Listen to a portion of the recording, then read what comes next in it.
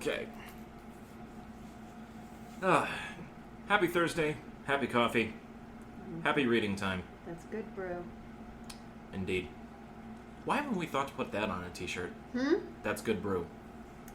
I don't know. I should add it to the merch list. Add it to the merch list. There's a couple others like I may have actually put it on the list already, but Clink Clink is there. I would assume so. That's good brew.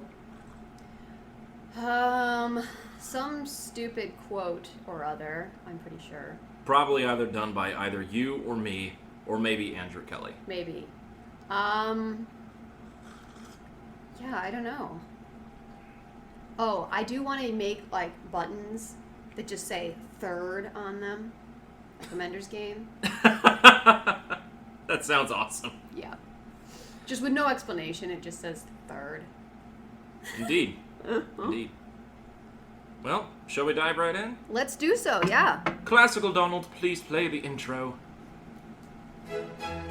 The General Geekery Podcast proudly presents Author August.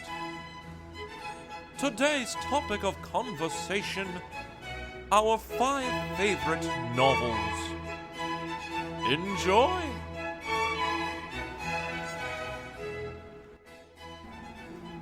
You know, I do have to say, I do appreciate having a classical Donald bring in that with classical music in the background. It's always been fun. It's fitting. Indeed. It just gives me a chance to re-practice RP dialect. Practice RP whenever you'd like. But... That is true. That is very true. Shall we tell them what we're doing? Yes, let's. What's going on, everybody? Welcome back to the General Geekery Podcast. Woo! This is the podcast where we love to geek out about all that we love to geek out about with no remorse. No regrets. And with all of the enthusiasm in the world. Indeed. And welcome to the final installment of Author August 2021. We're going to be doing something a little bit different today, but more on that in just a moment. As always, I am your resident coffee ninja by day, actor, gamer, and streamer by night, Donald Kaczynski. Joining me as always, she is the purveyor of all things dystopia-related. She is the dice slinger magnificent and artiste extraordinaire. She is Hannah Kubiak. Hello. And video game inept. And video game inept. I need to make sure I add that in there. Yes. I gotta that could be a button, too. Video game... some merch. Just across the front. Just a badge. Video game inept. With a gold star. Yes, exactly. That sounds awesome. We have fantastic powers that pro gamers cannot possibly understand. Another one would be no remorse, no regrets, all the enthusiasm. Yes, absolutely. Yeah. Anywho. There's so many. That is very true. Golly. Indeed, so many. And speaking of many, so Hannah and I decided for this episode, instead of talking about a particular author for Author August 2021, we figured it would be a nice, freeform discussion to share some of our favorite books. Novels and books that we've read at some point in our lives that have impacted us one way or another. So we figured it would be a nice little round cap-off for Author August. And just go into a couple of details on just when we first read it, whatever we feel like sharing. All right. As freeform as it gets. Awesome. So... It was hard to pick just 5. Just know that I do like more books than just these. Oh, I know. I'm well aware of the book-centric knowledge that you possess in that brain of yours. Yes. So, how do we figure out who to go first? I have a coin. Flip a coin? We're gonna flip a coin. Okay. I was thinking maybe we could just, have a duel or something. Punch each other out. I mean, to be fair, you do have a mean right hook. Yeah, no, I'd kick your ass. So. I'm absolutely gonna say you would absolutely win that fight. Okay. Right. So, you'll call. I have a quarter right here. You'll call it in the air. Sure. Tails. It is heads. So you go first. Yes, I will start right off. Okay. And I had to go back into the deep recesses of my childhood for this one. Oh. Yeah. It's a scary place for many of us. So yeah, I have a lot of like the books that have really impacted me were those that I read as a very young lad, a very young boy. A young lad. I like that. A quiet Donald, very secluded in his own world. So there's a lot of books that impacted me growing up. First of which we have talked about before on the show. The first Artemis Fowl book. Oh. Yeah. I didn't even think of that one. Oh my gosh. I'm glad you mentioned it. So, yeah. Die Hard with fairies. Yep, Die Hard with fairies. That's exactly what it is. Right around the same time that I read the Chronicles of Narnia, the first book, The Lion, the Witch, and the Wardrobe. I also read Artemis Fowl around the same time. It was very different from how normal like fantasy novels goes. It doesn't have like a knight in shining armor kind of like philosophy like that most children assume as like the stereotypical like fantasy kind of story. Yeah, it didn't take itself too seriously. It didn't take itself too seriously, but it also re-rooted itself in the knowledge of like past fairy tale types of things. Like I recently reread it. Was it after we recorded our episode about it? Oh, it was after we recorded the episode about it. Just because I remember really liking the first book growing up. I didn't read the others yet. I'm gonna get to it. I own all of them, so. Okay, I will let you know if I intend to borrow them. Yep. But so I reread the first one. Went to my library that was in Bayview that when I used to live there. I rented it out and I reread it and I forgot how great a book it is. I know, right? And just how smart of a character that Artemis is. Like this 12-year-old little shit genius prodigy going up against this entire like bureau of fairy cops and crap.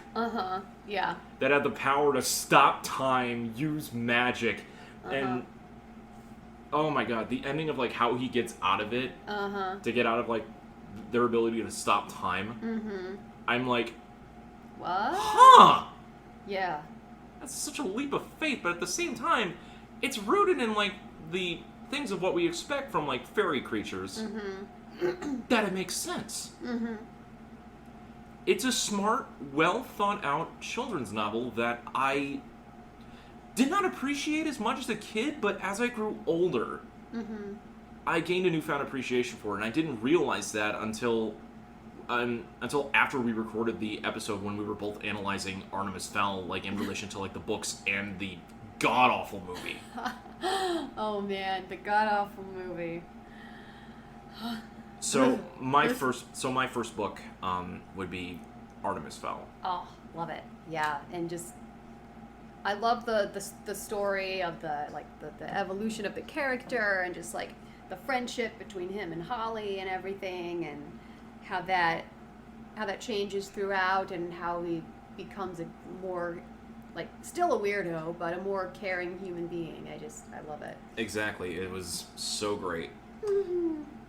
And so, are we going back and forth, or are you going to say all I say we should go back and forth. Okay. It just makes it a little more, just keeps it fresh. Sweet. Okay. So well, I wrote them down, but I'm not going to do them in the order that I wrote them down. Oh, that's perfectly fine. I don't. This is the best one. Yeah. This is not what this is about. This is not like a top 5. Okay. This is just basically us spouting some of what we like. Yeah. Okay. Most of these a lot of these actually are ones that we have talked about already on the show, but it could just be a refresher. I'm just readjusting the microphone. Don't worry. Oh, sure. Go ahead. My first pick is Catch-22 by Joseph Heller. Hey, going on that dystopia kick. Here we go. Yes. So I really like this book because it's funny and frustrating at the same time. Like thinking about your most recent trip to the DMV is what this reminds me of. Except it's war and it's way worse. I still gotta make a trip to the DMV. I need to renew my ID. Oh goodness. Okay. Yeah. I mean, the DMVs here in Wisconsin aren't that bad, actually. They're not as bad, Like, but I mean, still, like, I just was- going to them is just a chore. Mhm. I was like traumatized by the Chicago DMVs growing up, where you'd have to go and you would be there for like 3 hours and maybe not even get done what you needed to Oh, gotcha. because of some like little bureaucratic thing. I don't know. I don't even know. It's one of those things where, you know, when you like recently I called my dental insurance company to try and figure out what exactly my coverage was and where I could find a dentist. I talked to like 5 people, and each time I've been there. Each time they explained it to me, but I didn't understand it. And they were like, this next person, I'm not the one you should be talking to. You should be talking with this person. And they'd send me over, and another person would pick up, and I'd say, yep, they told me you were the one I could talk to about this. And they're like, oh, no. Like, oh, you poor sweet idiot. No. And like, it just, I have never been so, like so confused, because I learned absolutely nothing. I don't even remember what happened. I just know that I didn't get any information. I wasted a bunch of time. You know, I was very confused, and everybody seemed to know what was going on better than I did, and didn't want to explain it to me or help me. So dumb. So that's what Catch-22 is like. It's about these no-win scenarios, nonsensical rules, and people's misplaced superiority. The book is about a pilot. No, he's not a pilot. He's a bombardier in World War II. Who his regiment or his squadron is just, it's just ridiculous. People focus on the wrong things, like there's this one commander who he just wants to be promoted and everything, so he'll just do all these ridiculous things, make his men fly more missions just to like try and stand out and get promoted and everything. And this guy, Yossarian, the bombardier, he's a coward, and he doesn't care who knows it. They're just like, there's no shame in being afraid. And he's like, I'm not ashamed. I'm not ashamed. I'm telling you, I don't want to die. And he's trying to find like a loophole that can get him out of flying these missions. And because he was supposed to fly like 20 missions or something. And then every time he gets close to finishing his missions, his commander will raise the number of missions. So in the end, he's flown like 70 missions or something, and he's still not allowed to leave. And the Catch-22, which gives the book its title, basically, if you want to fly your missions, you're crazy. And you should be grounded. Like, you should not have to fly the missions. All you have to do is ask to be grounded. But once you ask to be grounded, you are considered a sane person, because no sane person wants to fly missions. So then if you're sane, then you are cleared to fly. So you have to fly if you're sane. Mm-hmm. So it goes around and around and around in that circle where, like, if you don't want to fly the missions, you're sane and have to. And if you want to fly the missions, you're insane and shouldn't, but won't ask not to. So it's just like this stupid thing where it's almost like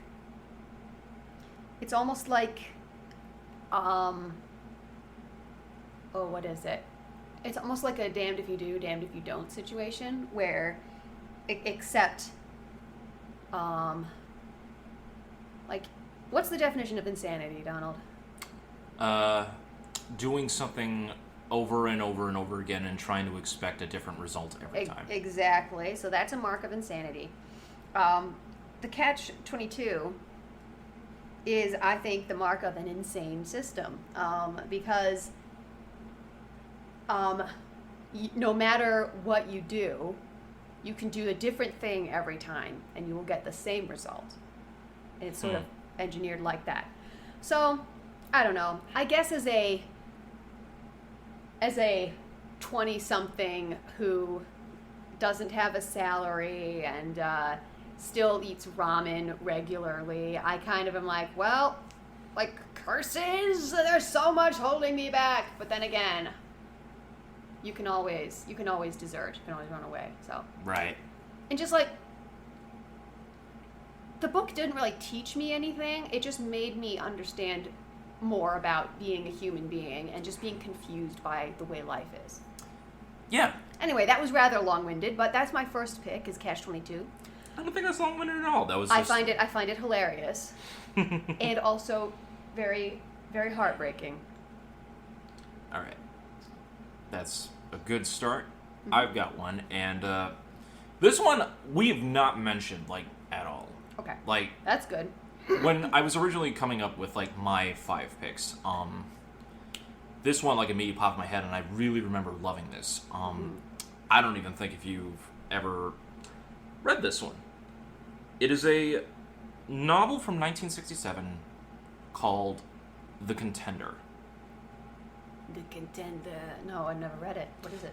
So, it was written... So, it is a novel that was written by Robert Lipstyle, who is an author and also a sports journalist that worked with ESPN. Oh, wow. Okay. For some time. And I had to read a little bit about him. Growing up, he was very, like, anti-sports, just against the concept of success in sports, you have to be the top dog. Right. Like, top of the mountain. Mm-hmm. And for him, he's explained that this is his debut novel. Okay. And he's explained that for him, it's more about, like, the journey than, like, the end result. Putting in the effort in order to find not just, like, major success, but, like, personal growth. Right. Is more important than anything. Like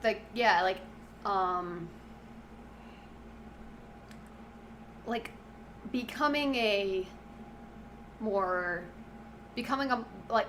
a successful person kind of for yourself and your own personal growth as opposed to what other people think of you or how other people see you. Mm-hmm. I mean, yeah. So the book follows this 17-year-old African American boy named Alfred. Who was recently dropped out of high school and he's basically, like, aimless, driftless. Mm-hmm. Drifting. Yeah, Drifting. like he lives with his aunt, if I'm not mistaken, because he was orphaned at a young age, and he sees that his best friend has who else dropped out is, like, on a really destructive path and things like that, and so almost on a whim he takes up boxing to just as a curiosity at first. Again, It's been a long time since I've read this novel, so I'm basically drawing from memory on this. Okay.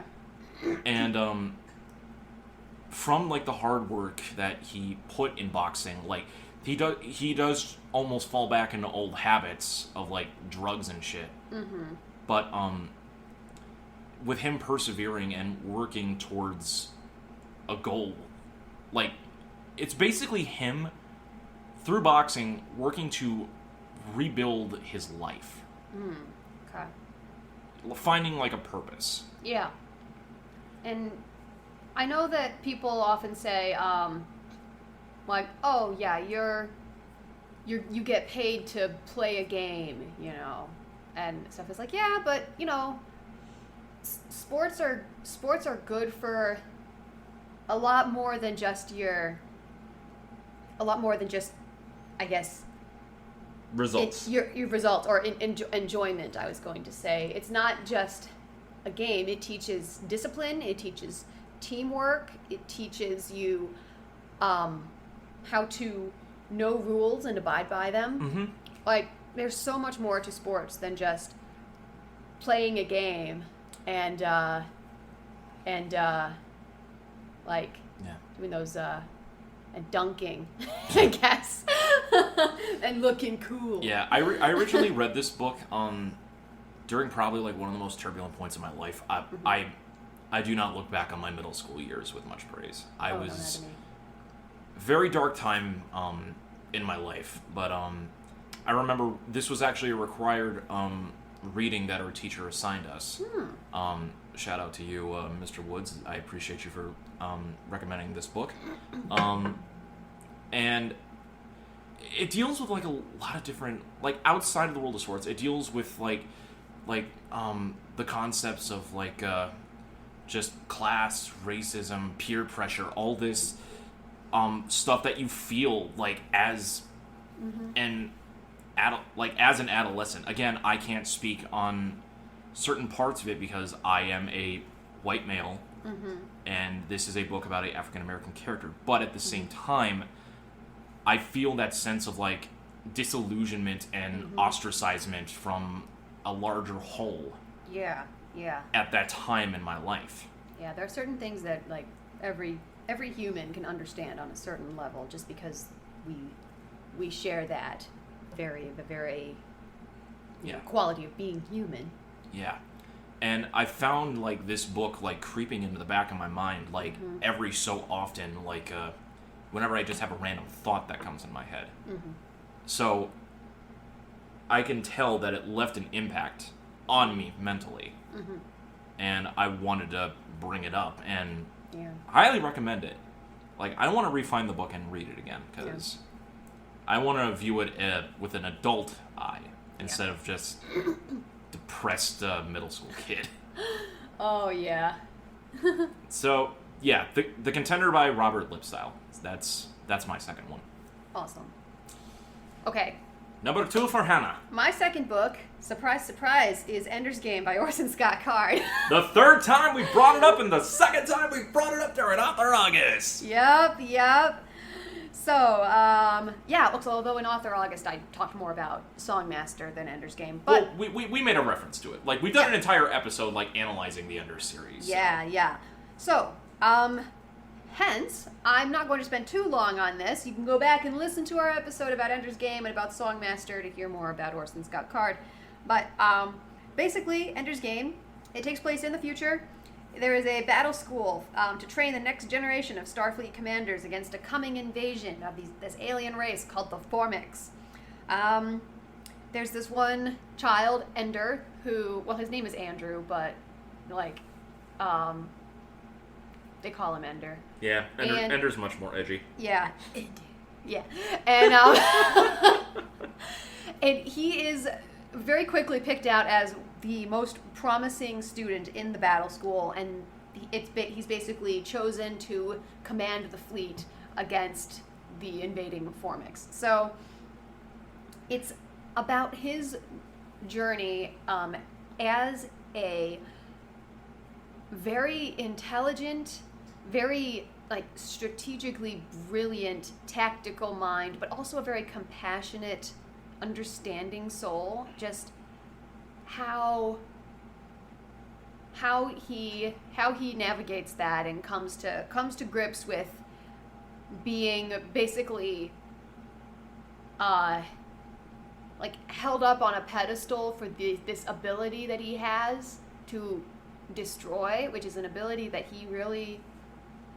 he doesn't like in himself. And so there's a lot of interesting themes in here, mostly about the danger of government overstepping their bounds. I read this site, this article by something called Bright Hub Education. I think it was actually like a study guide of some sort, but okay. I thought it was cool. The government in this society control how many kids you can have. If you have potential, the military takes you, and you become part of the military without having any choice in the matter. The government claims they know what's best for you better than you do. Society. Thanks, big brother. Society is valued over the individual. Religion is illegal. Family bonds are discouraged, and different societal groups are sort of pitted against each other. And the education system is used to promote government agendas. So there's a lot of stuff about the government in there. That didn't really interest me as much as the sort of the character of Ender and the question of what makes a person a bad person. Because Ender did a lot of terrible things. Mm-hmm. But you never think of him as a terrible person. Which is it's a very striking balance to make, you know. I think it's because of his compassion. He says to his sister at one point that he's very good at understanding his enemy. And when he understands them, he loves them. Right. And then he destroys them. And that just eats him up inside, that's what happens. So it's kind of about a compassionate person who, unfortunately, is basically used by the government as a destructive force to meet their own agendas, basically. Right. And says a lot about like how vulnerable and malleable a young mind is, and even if things that happen when you were a kid isn't exactly your fault, you still feel guilty about it. Oh yeah, that's definitely. Yeah, like, I won't go into it too much, but like Ender basically, he spends the rest of his life trying to kind of atone for what he, like, knowingly or unknowingly caused to happen in the universe, basically. So I really, really love this book. I love the character. I love the psychology. I love the balance of a good person doing bad things, but that doesn't make them a terrible person. That just, it's all to do with your mind and not necessarily, I don't know. It's just ugh. My heart. Poor guy. He never had a chance. Dang it.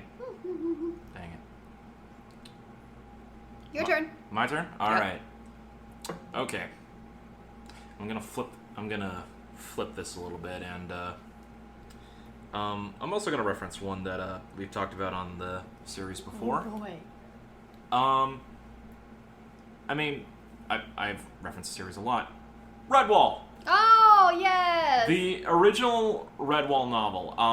I went back and forth. I knew one of the Redwall books was going to be in my top 5. I was trying to figure out which one, though. I was torn between Redwall, Matameo, and Mariel of Redwall. Oh, okay. Because that one has a special place. I decided to go with the original, though, because I think I love the original Redwall book is one that I always love to reread. I mean, for those that listen to our episode talking about the Redwall series, like, you can hear the excitement in my voice. Like, I was over the moon that I was talking about one of my favorite book series of all time. Having all this, like, fantasy-like setting of anthropomorphic mice, these monks and peacekeepers, like, just being besieged by these forces of just tyranny, war, and destruction, with, like, Clooney the Scourge and the rest of his sea rats. Would you say that it's Die Hard with mice? I wouldn't say it's Die Hard with mice. There's a lot more to it than that, although that would be funny if it was. But, Yippee-ki-yay! But Redwall, the original Redwall book, gave me an appreciation for just how descriptive that you can be with words in order to form an environment, like, in your mind. Because that's the thing about Brian Jake's writings. He was very specific in like the minutest of details, from like the structure of Redwall Abbey itself to the description of how war-torn some of like the most vulgar of enemies could be, to just how huge the scale compared to the mice is, to just the smallest and tiny details of like sense and taste and textures of food that made your mouth watering for more, so much so that there's an official Redwall cookbook. Ooh, yes. So, this was the book that got me into it. Again, like I said in the episode, I had seen the television series prior to reading the books, but the books lasted in my memory because of all of the descriptors I read in there, and it made me help form like my appreciation for just language, descripting words, like how fantastical and over the top and explanatory that you can be with language. It doesn't always have to be just, yeah, that's that, here's that, that's right over there, it's as so and so. It proved to me that language is just fun. It's so fun to go over the top with over-descripting something to the point that the full form is envisioned in a person's mind without even showing the specific topic that's being described shown to them. Yeah. I haven't read these books in a long time, Yeah. so I don't remember that exactly. I remember kind of the story. Right. But, I wholeheartedly recommend rereading. well, I mean, At least the first one. Yeah. I did just finish reading Watership Down, so I'm kind of on that kick there. Yeah, my mom and I do a book club thing for the SPLANCHNIC podcast. Oh, and yeah. Watership Down is our next one, so I just finished reading it. Cool. Well, Redwall is my third one. All right. I pass the balloon to Hannah. Thank you. Okay, my third pick is Brideshead Revisited by Evelyn Waugh. Do you know of it? I do not. Okay. It is about Charles Ryder, a painter in England. This is sort of in pre-World War One, kind of, like early 1900s. He becomes embroiled in the lives of the Marchmain family, a very messed up, complicated Catholic family. And there's like he has this love affair with one of the daughters in the family. He's very, very good friends with Sebastian, one of the brothers, and the two of them are just inseparable. But this family is very complex, and they have so many issues and stuff. And I love this book because it sort of breaks one of those stereotypes that I feel like are out there about Catholics, that they're supposed to be perfect. And there's some line that Sebastian says where he says where Charles asks him, he says, "So do you think that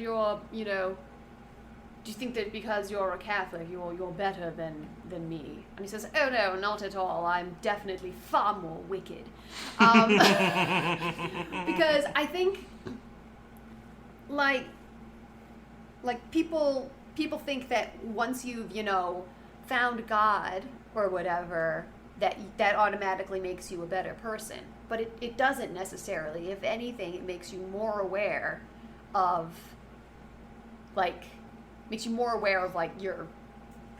your sinful nature and stuff. You think about these things more. So that's why Sebastian says that, is because it's like, oh yes, I wouldn't, if I didn't have such a conscience, I wouldn't, I would probably not care what I did, But it's just a very good sort of example of imperfect human beings and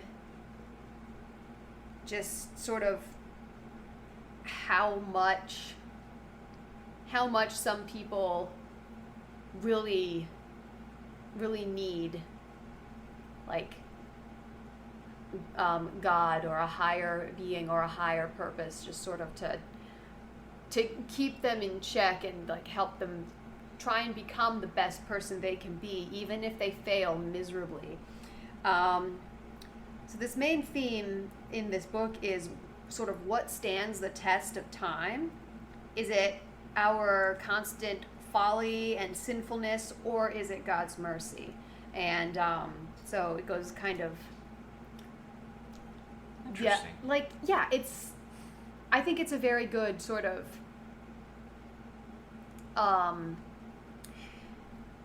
not really an analysis, but like an explanation of what it means to be religious, you know? And there's like some people, they're like, oh yes, you know, I'm so much better than everyone else, you know? And then there's other people that they say, oh, no, like I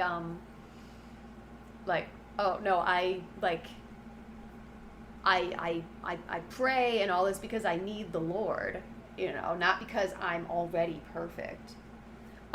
So that just kind of struck me, because like my mom converted to the Catholic faith when she was 17, and her family gave her hell about it. She would, yeah. So like she if she ever, you know, like lost her temper at home or something, so would say like, oh yes, well look at you being all perfect, you perfect Catholic, right? You know, like teasing her about it and stuff. And so kind of when she was growing up, she was like, yeah, when she was like 17, when she went home after converting and stuff, she said, yeah, the first thing I learned about being Catholic really was that I was a terrible one. Like I was not a good one at all, apparently, you know. And so just kind of how that's not really what we're going for. Gotcha. It's a journey. It's not like a instant, suddenly you're different and you're amazing and perfect. No, it's a like holiness isn't the end of the path. It is the journey that you go on. So right. So anyway, I love it, and I think that more people should read this book because first of all, some of it is hilarious, and second of all, it would help you understand religious people a little bit better and why they're religious and why that needs to be part of their life. So that's my third pick. All right. So we're on my fourth one. Mm-hmm. Now, I'm gonna bend the stretch of believability on this. Oh, I'm gonna do that too later. So. Because I want to talk about a writer that has influenced some of my favorite stories. Mm-hmm. Have you heard the name Alan Moore? Yes. I don't remember what he did though. Alan Moore is widely regarded as one of the greatest writers in comic books. Okay. I knew there was a reason I was thinking of Stan Lee as well. He wrote two of some of the best series of all time, being V for Vendetta and Watchmen. Well, that's right. Yes. Okay. But since we're talking about particular one books, like, and comic books can take off like multiple different issues, and I wanted to include at least one comic story in some way, shape, or form, but it had to be a one-shot. There's one in particular, and it comes from Alan Moore's library that I wanted to give particular praise to. Some of you listeners that know comic books and know Alan Moore probably know where I'm going with this. Batman the Killing Joke. That just instantly makes me think of the Monty Python sketch about the killer joke. Oh my Where they god. talk about like, yes, joke warfare swept the nation. That would be that would be an interesting take if this was the Yeah. approach, and it would have probably been a lot less dark. Uh-huh. Like, yeah, it was about some rando in England who wrote a joke that was so funny that he died laughing, and then people like handled the joke like it was some sort of like radioactive material. It was so great. You couldn't read it or you were dead. Yeah, and he said, "Yes, we worked on translating the joke into German to use against the Nazis. We worked on one word each. One man saw 2 words of the joke and spent several months in hospital." Beautiful. Anyway, what is the actual Killing Joke So about? the Killing Joke was a one-shot story that was written by Alan Moore, and was released as a graphic novel back in 1988. This is considered by many to be the most famous Batman story of all time, because the events of this one story caused tidal waves throughout the entire mythos Yeah. of Batman. It starts off by showing different like how the Joker possibly became the Joker, and ends that portion of with the Joker saying that he doesn't remember this past, and he specifically says, if I'm going to have a past, I'd prefer it to be multiple choice. He's so insane and far off the deep end that basically what caused him this, it was one bad day. Yeah. And he wants to prove that Yeah. to Batman. Uh-huh.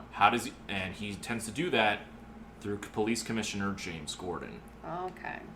So he kidnaps Gordon, in the process shooting his daughter Barbara, aka Batgirl, through the abdomen, paralyzing her.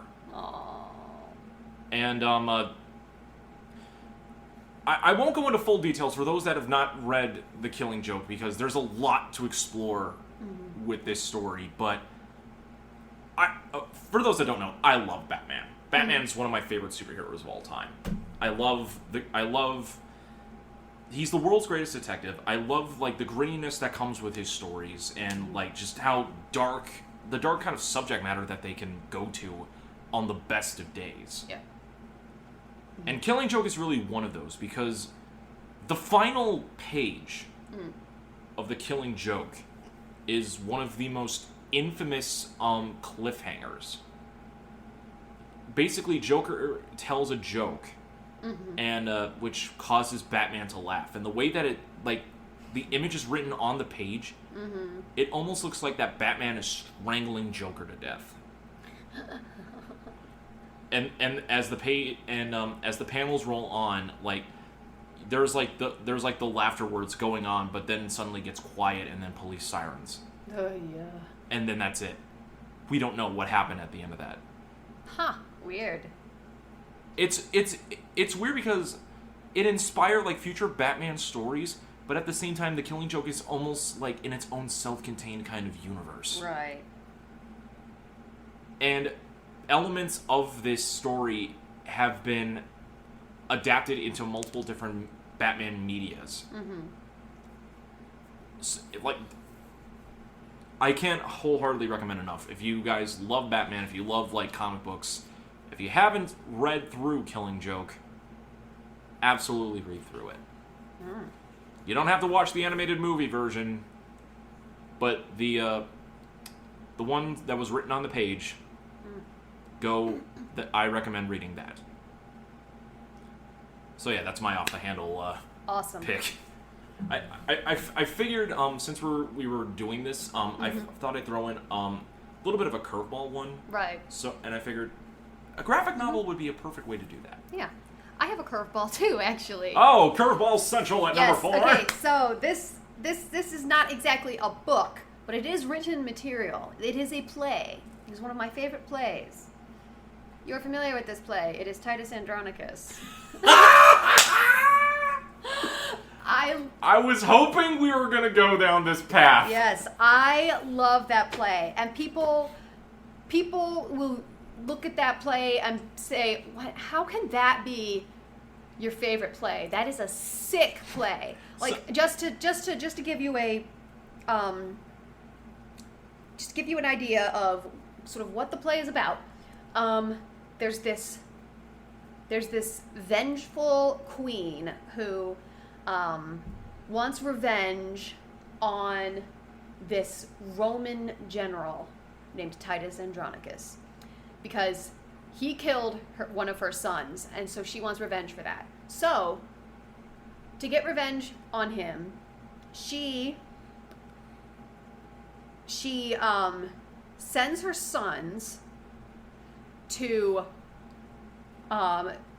like rape and mutilate Titus's only daughter. I played one of those brothers. Yeah, they cut off her hands, cut out her tongue, so she can't say what happened to her, basically. And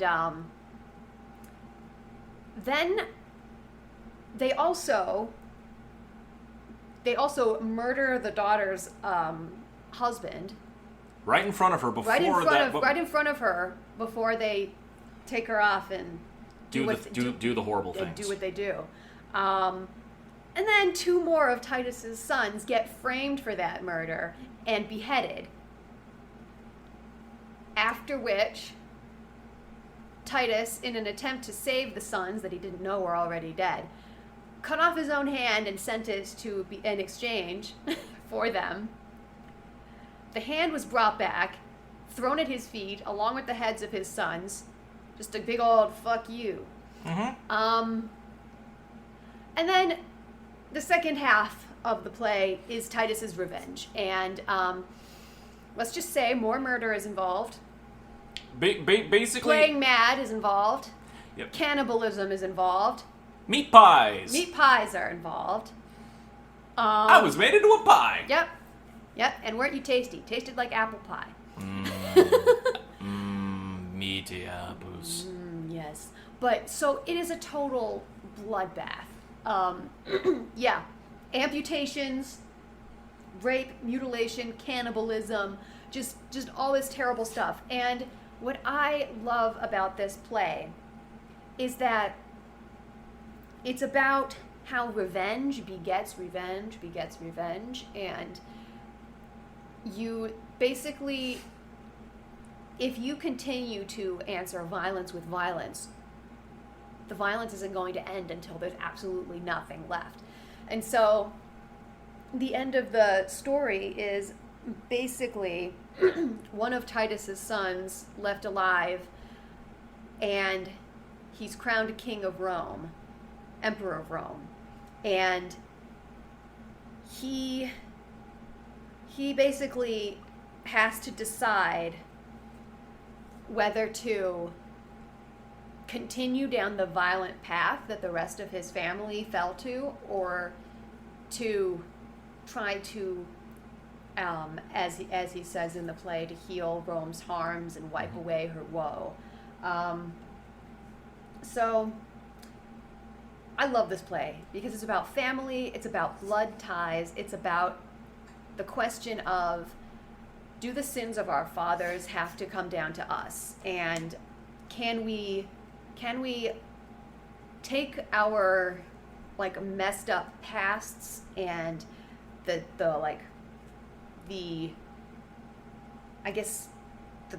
trauma that we've inherited from our family, do we take that and make it a part of ourselves, or do we move beyond it and become something better? So yeah, for those not aware, like, William Shakespeare has done a majority of different plays. This is by far, like, his bloodiest. yeah, Like, this was in his Quentin Tarantino phase. yeah, like in terms of on-stage deaths, yeah, I think this might be the highest.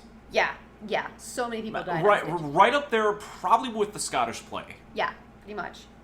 Because, oh yeah, There's so much death. Like, So and many. even that, like, just the horror of the events that you see, like, in terms of mutilation, and everything, yeah, it's pretty rough. yeah, Like, just, if you just sat down and just read through the script, like, Yeah. sometimes you get a little bit of, like, stomach churning on that. I mean, like, we've mentioned on the podcast before, Hannah directed this show. yep. Was there a follow-up to that? No, that was. That I directed this. Okay. Yeah, I saw you. I saw you had a bubble. Oh no, I was starting to count how many people died in that show. Oh. But anyway, that was my curveball. I love that play, and no one else can tell me otherwise. I'm certainly not going to. Yeah. I was your assistant director for that, so I had a hand in the madness. Yep. Oh man. So much death. Indeed. Speaking of death, for this fifth one, Speaking of death. no, this one's a little bit more of a somber feeling one. I've mentioned this book in the past. Didn't really go into depth on it, but I figured now is as good a time as any. Wilson Rawls' Where the Red Fern Grows. Oh yes, I remember that one. This book never fails to make me cry. Yeah, I haven't read it for a long time. And it's a children's novel. For that very reason, yeah. I read this back. This was one of the required readings. Back in elementary school. I would say 5th, 6th grade, something like that. Yeah. It's a story about this young boy living up in the Ozark Mountains. He gets himself a pair of hunting dogs. Redbone coonhounds. Mm-hmm. And he names them Old Dan and Little Ann. Mm-hmm. And forms a very close bond with them, and under the tutelage of his grandfather becomes one of the most notable hunters in the area, under his own, just at a very young age. Yeah. And it follows their chronicles of them just hunting and bonding, and near the end of it when oh shit. Okay. Keep it together, Donald. Come on. I'm choking up just thinking about this. During one hunt, things go wrong, and Old Dan gets very critically injured, and By a bobcat or something. yeah, Right? gets disemboweled. Yeah, basically. And as they're trying to save him, he dies. Mm-hmm.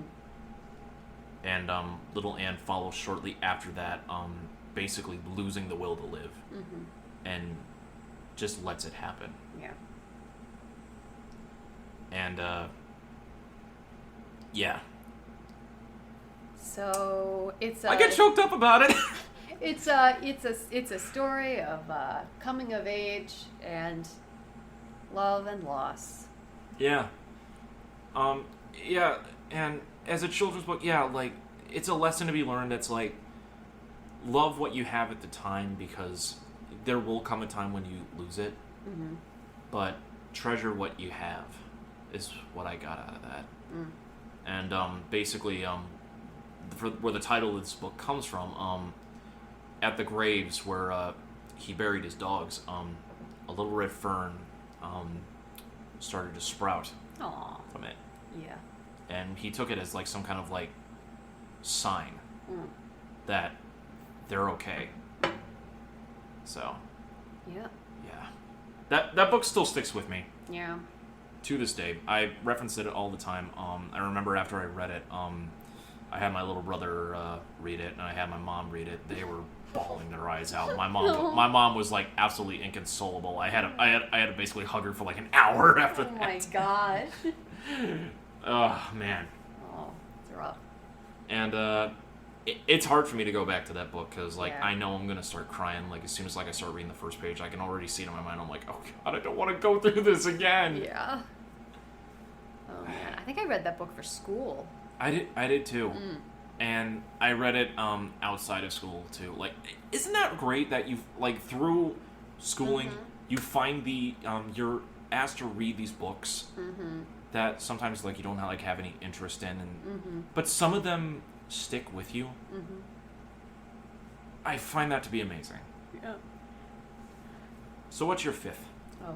Well, first of all, 12 people died in Titus Andronicus. On stage? Not on stage. Just overall? Just overall. Okay. Yeah. Because I'm not talking about army battles. No. In the actual, because there was Alarbus. Yep. Bassianus. Chiron and Demetrius. Yeah. Well, I'm kind of going in order. That's what I did. Yeah, Oh, sorry. Go ahead. Yeah. Oh wait, no.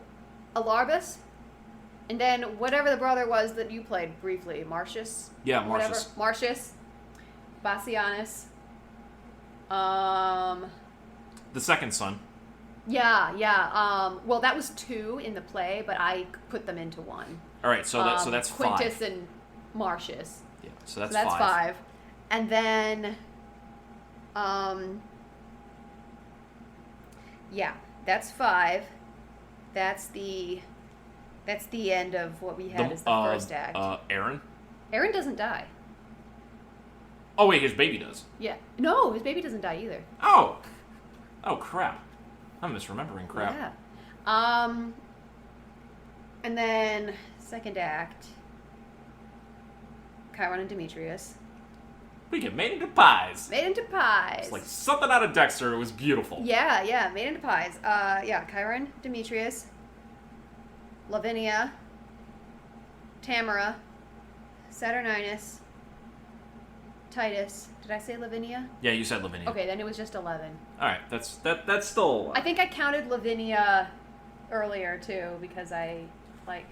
Yeah. So maybe not as much as. 11. So maybe not as much as Yeah. them.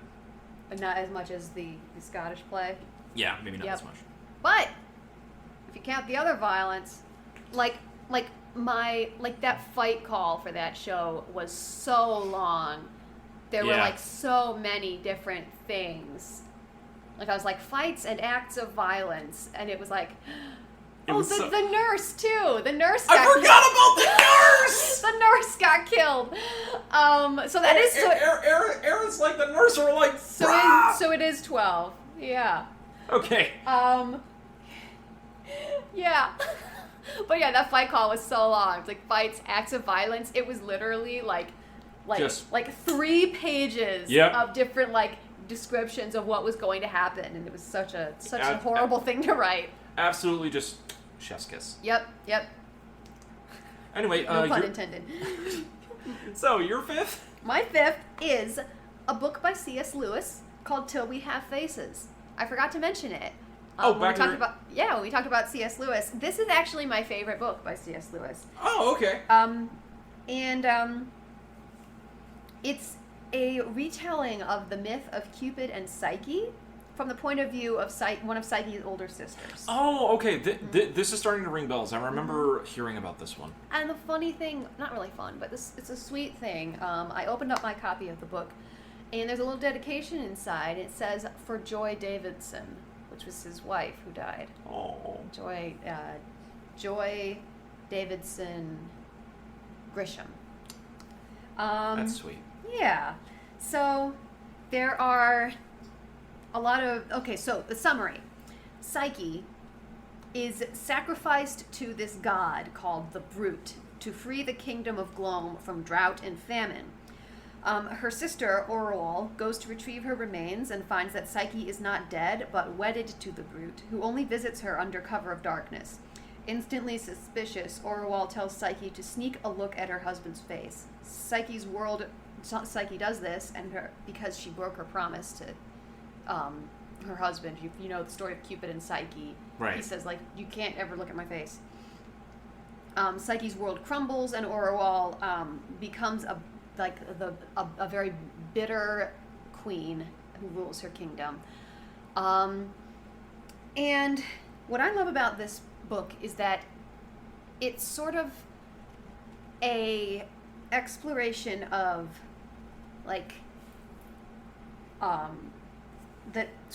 the nature of love, different kinds of love. C.S. Lewis wrote another book called The Four Loves, which is a nonfiction about just there's Eros, the romantic love. There's what is it? Eros, romantic love. Then there's familial love. Okay. There's friendship love. So there's a lot of different kinds of love, and he kind of explores all of these in this book. But the one that I find most interesting is this older sister, Oral. Her love for Psyche is kind of, it's a little bit, it's sort of possessive and distorted. She kind of has this need to be needed by Psyche rather than the desire for Psyche's good. Mm-hmm. So it's sort of about how, like, she, like she's not, like, Psyche is the most important thing in the world to her. Okay. But she isn't the most important thing in the world to Psyche. And that really bothers Orwell. And something that she says to one of the, so this is kind of a pagan culture, kind of like ancient Greece, they sacrifice people to the gods and whatever. And she has this little thing she says to one of the gods. She said, "We'd rather you drank their blood than stole their hearts. We'd rather they were dead and ours than yours and immortal." So I guess just kind of a description of how, what is love really? Like, when you love somebody, sometimes you want what's best for them and not necessarily what you want yourself, It's a form of selflessness, basically. Yeah. And but so Orwell has to kind of learn how to be more selfless and not so much see love as the act of having something so much as the act of giving something away. So Right. I love it. And just C.S. Lewis's understanding of, like, the mind of a woman as well is just very interesting to me, because there's, like, just the way that this queen thinks, and that there's, I'm just like, I can't believe that a man wrote this. This is unbelievable. So just this ability to understand human nature in general, and then just also, like, I just find this story very, very, very touching and kind of teaching as well, as I know that I tend to be this way sometimes, where, you're kind of like, well, I need you to need me, because I love you, but really I don't love you. I just need to be needed by you, So that's something I learned from this, is that's not actually love. Yeah, that's it's an interesting kind of, like, psyche. Like, we always, like, misinterpret that as that, when obviously, like you said, the concept of love, like, it takes a multifaceted concept. Yeah, exactly. And just sort of like the idea that people think of I guess sort of the way that, women have been sort of trained to, or taught that it's okay for like a man to be like, I won't take no for an answer, and that's supposed to be romantic somehow, as opposed to, like, having your own thoughts and your own will, as opposed to belonging to somebody, So I think that yeah, this is a very good sort of example of how to love somebody, but also let them be free and let them be their own person, and just, like, trusting them to live their own life instead of, right, like, and then also just, like, if you're a parent, like letting a child go and be an adult, 'cause they're not always going to be your child, you know, and just sort of like how relationships change and the way that we see the world changes as we age, and and just learning how to love properly and selflessly. Right. So, yeah. There's a lot more to it than that, but I just... That was like I always... Yeah, right that was in the moment? the bare bones. I always feel like when I like explain these things that it just doesn't make sense. Like, I've never felt like I'm able to properly explain exactly what Ender's Game means to me, even though I've talked about it so many times. And I think that's honestly like a very hard thing, like whenever you're talking about something like personal to you, which I wanted to close out this. I mean, we've obviously talked about like 5 books that impacted us, but I noticed this with myself too. It was very hard trying to figure out like how to best describe like how I feel about it without being like, go read it. Just read it now. Just read it. Yeah, no, same. I mostly because, you know, some people are able to, let's see. Well, I'm going to talk to you about the Myers-Briggs really quick. Do you know the Myers-Briggs test? No. It's like these 16 personalities, and they've got like. Okay. Oh, okay. All right. Yeah. Now this is starting to spin wheels. Yep. So I am what you call an INFP, which is an introverted, perceiving, feelings-oriented, I have to double check which one I am. intuitive person. So, so the intuitive part of me reads things and gets things from them that I understand but cannot explain. Like somebody will like, and just that's the same with when I'm observing the world around me. Like it's so annoying because like I'll say something like, let me think if I can think of an example. Like if I'm like, oh yeah, like that guy over there, like yeah, he's crazy about her. They're like, why? How do you know? And I'm like, I have no clue, but it's true, and it is, you know. So, whereas people who are not intuitive, but if they're sensing, can say, oh yes, well, I have noted this and this and this, and the way that they behave and the way that they talk and everything. But I don't remember any of that. I just remember the impression. Yeah, and that's reaching some Sherlock Holmes kind of yes, level. Yes, exactly, and it's almost like like that, like, it almost seems inspired, but really it's just you've subconsciously processed all of this stuff and have come up with a solution that seems like it's just magically been pulled out of thin air. But people are like, no, yes, explain your point. Why do you believe that? Tell me logically. Let's debate. And I say, I have no idea. I just know that that's what I believe. So it's really annoying. So when I read Ender's Game, I read it and I'm like, oh my gosh, I understand this so much. Like, I get it. I understand. And then people are like, what is it? What is it about it that you understand? And I think, I have no idea. Yeah. It just feels true to me. Yeah. It just feels true.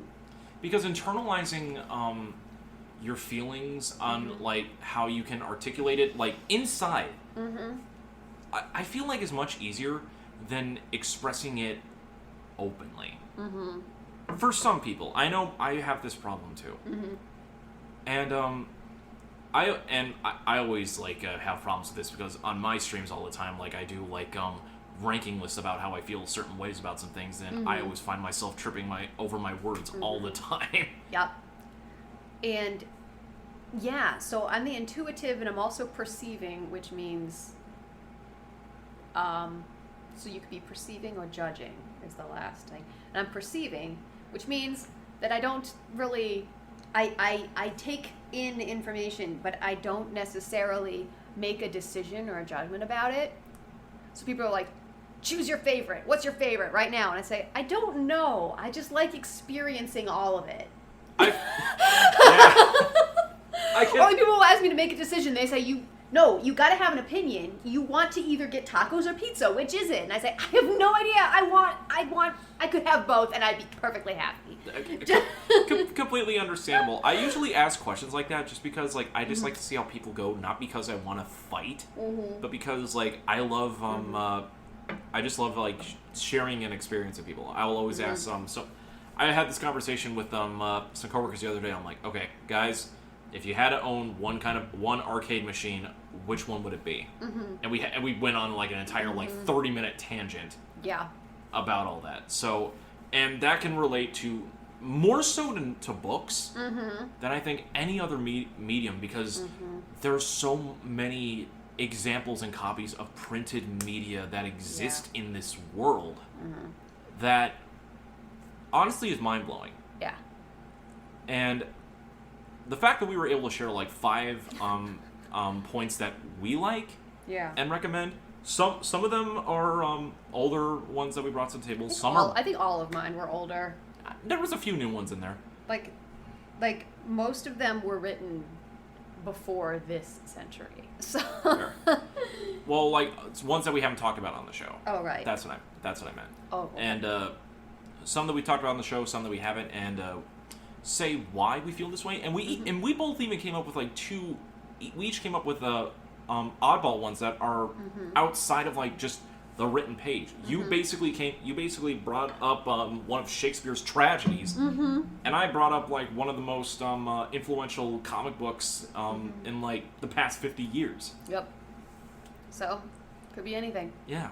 So I always find that interesting, and I think that this was the right way to end Author August. Absolutely. Yes, I think so too. Because we talked about like how we like specific authors and everything like that. But I think overall, we just love books. And sometimes there's a book that you love that's written by somebody that then you read other books that they wrote and you're just kind of like, It doesn't match up to like this. Yeah, exactly. Like you say, there's this one book by somebody that I really love, but the rest of it I could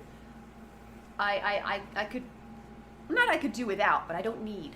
You know? Yeah. It didn't have as much of an impact as this one. Yeah. So I'm glad we took the time to really pinpoint all this. Oh, yeah. And I think that's a great way to end this off. I think that'll wrap it up, yeah. All right. Thank you guys so much for listening to us babble on about some of our favorite books of all time. Hopefully you guys got a lot of enjoyment out of it, as much as we did sharing our thoughts. It was a lot of fun. If you guys like what you've been listening to, make sure to follow the General Geekery Podcast wherever podcasts can be found. We're on Spotify, Spreaker, Apple Podcasts, and if you guys don't have access to any of those streaming services, you can check us out on youtube.com/Anime Rev Productions. That is my personal YouTube channel where I upload all of the episodes in chronological order as soon as they're released. So go check them out on there if you want to listen to a lot of our past episodes. They are all in order, archived, and playlisted.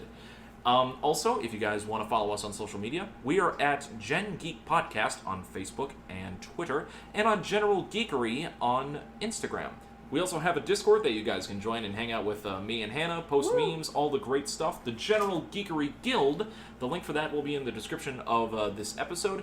And if you guys want to support the show, please consider donating to our Patreon at patreon.com/General Geekery. You'll get early access to all of our episodes before they go live to the public if you're a patron, and you get some exclusive posts from us as well. Hannah, where can they check you out at? You can find me rolling dice with my party every Monday at 7:30 Central on twitch.tv/LoadedDiceAdventures. It is an ongoing Dungeons & Dragons campaign. I play Petra, the Dragonborn Ranger Rogue, the Zombie Killer, and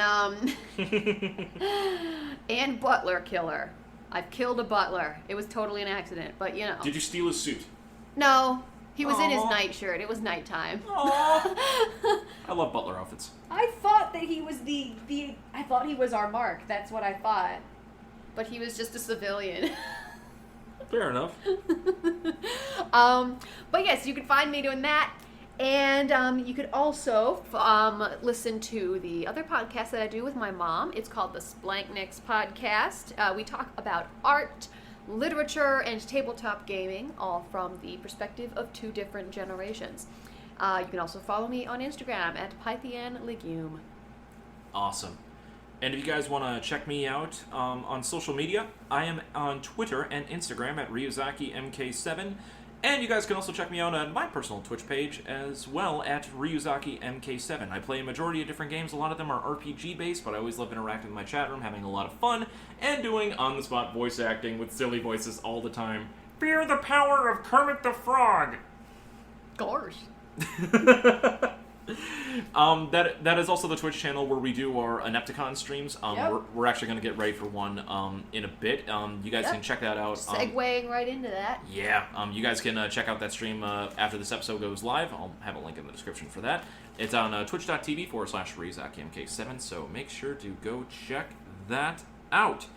I want to thank you guys again for listening in, especially for Author August. Special shout out to Andrew Kelly for participating with us this month. It was a lot of fun. It was a lot of fun having him on, and actually great to have him in studio finally. Wanted him to be in for a while. So, I think we can close this off. I think so. This has been episode 90 of General Geekery. We are 10 episodes away from 100. Oh my goodness. So excited! That's so ridiculous. For Hannah Kubiak, I'm Donald Kaczynski, and until next time, guys, keep on reading your favorite books. Share them if you so choose. And while you do so, always remember to keep your geek on. Always. Clink, clink. Clink, clink. Yeah. Farewell, everyone! I would have thought that we'd run out of things to talk about before 100, but it hasn't happened. Nope, not yet. Still going strong.